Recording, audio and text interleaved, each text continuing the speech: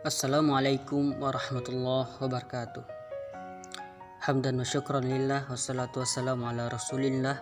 Allahumma salli wa sallim ala sayyidina Muhammad wa ala alihi wa sahbihi ajma'in.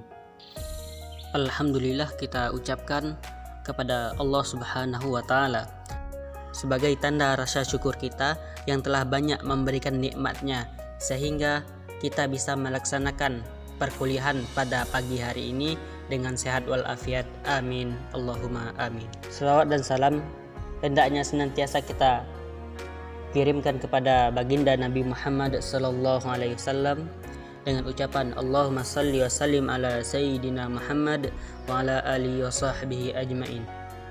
Dan yang kami hormati Ibu Sajida Putri M. Hum selaku dosen pengampu pada mata kuliah Ulumul Hadis di semester 2 ini, dan teman-teman semua yang kami banggakan. Sebelumnya, kami juga ingin mengucapkan terima kasih kepada Ibu Sajida Putri M. Hum yang telah memberikan kesempatan kepada kami kelompok 3 atas nama Khairini Safitri dan Darul Usman untuk tampil dan menjabarkan materi presentasi kali ini. Adapun tema yang akan kami bahas kali ini ialah tentang ilmu hadis dan sejarah perkembangannya. Baiklah teman-teman semua, marilah kita mengawali presentasi kita pada pagi hari ini dengan mengucapkan Bismillahirrahmanirrahim. Kita awali presentasi dengan latar belakangnya. Teman-teman sekalian yang kami banggakan, Al-Quran merupakan kitab suci umat Islam yang sangat kaya akan nilai-nilai unsur kebaikan, nilai-nilai kehidupan. Dan hadis adalah makna seluruh sikap, perkataan dan perbuatan Rasulullah SAW dalam menerapkan ajaran Islam. Dalam arti kata, beliau adalah mencontohkan daripada akhlaknya Al-Quran. Kedudukan hadis atau disebut juga dengan as-sunnah dalam kehidupan dan pemikiran Islam itu sangat penting, karena di samping memperkuat dan memperjelas persoalan-persoalan yang ada di dalam Al-Quran, juga banyak memberikan dasar pemikiran yang lebih konkret mengenai penerapan berbagai aktivitas yang harus dikembangkan dalam kerangka hidup dan kehidupan manusia. Imam Ibnu Hajar Al-Asqalani, seorang ulama hadis yang terkenal, beliau mendefinisikan ilmu hadis kepada 3 perkara. Pertama, beliau mengatakan ilmu hadis adalah mengetahui kaidah-kaidah yang dijadikan sambungan untuk mengetahui keadaan perawi dan yang diriwayatkan hadis. Poin yang kedua, kata beliau, ilmu yang mempelajari tentang keterangan suatu hal yang dengan hal itu kita dapat mengetahui bahwa hadis itu diterima atau tidak. Dan poin yang terakhir, ilmu hadis, kata beliau, kaidah-kaidah yang mengetahui keadaan perawi dan yang diriwayatkannya.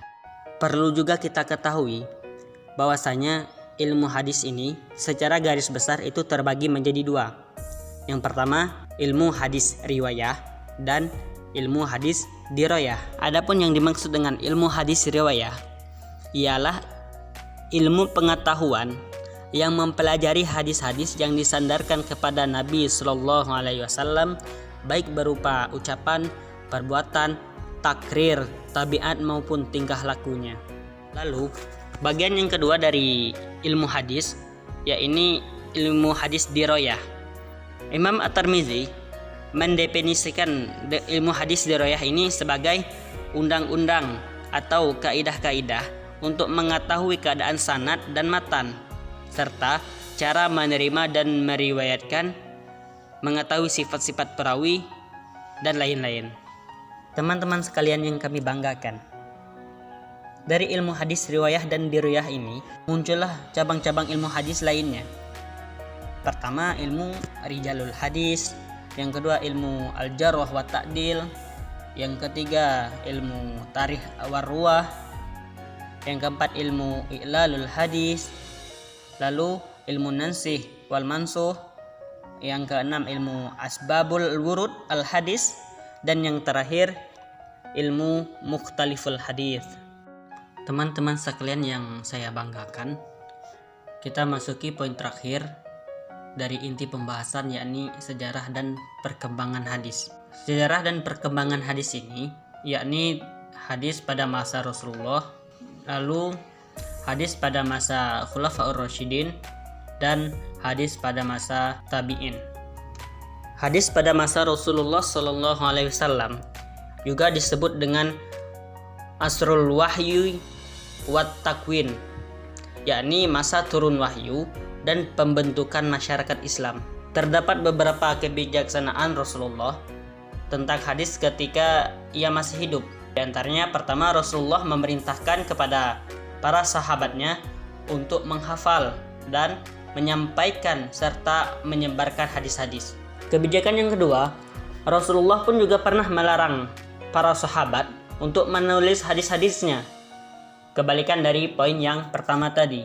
Lalu, kebijaksanaan yang ketiga dari Rasulullah ialah cara Rasulullah dalam menyampaikan hadis. Umat Islam pada ketika Nabi Muhammad masih hidup, ia dapat secara langsung berhadapan dengan Nabi untuk memperoleh hadis sebagai sumber hadis. Untuk tempat-tempatnya, biasanya Rasulullah menyampaikan hadis, di antaranya yaitu di masjid, rumahnya sendiri, di pasar, ketika di dalam perjalanan, maupun ketika mukim berada di rumah. Lalu perbedaan sahabat dalam menguasai hadis. Jadi, perlu kita ketahui bahwasanya tidak semua sahabat sama dalam menguasai hadis.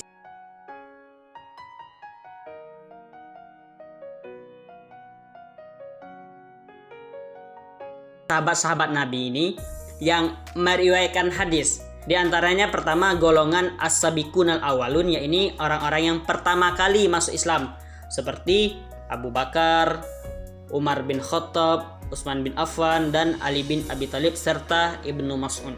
Lalu golongan yang kedua dari ummahatul mukminin, yakni para istri Rasulullah seperti Siti Aisyah dan Ummu Salamah gitu. Lalu golongan yang ketiga, sahabat-sahabat yang banyak meriwayatkan hadis ialah para sahabat yang selalu dekat dengan Nabi, juga menuliskan hadis-hadis yang diterimanya seperti Abdullah Amr bin Ibnu As.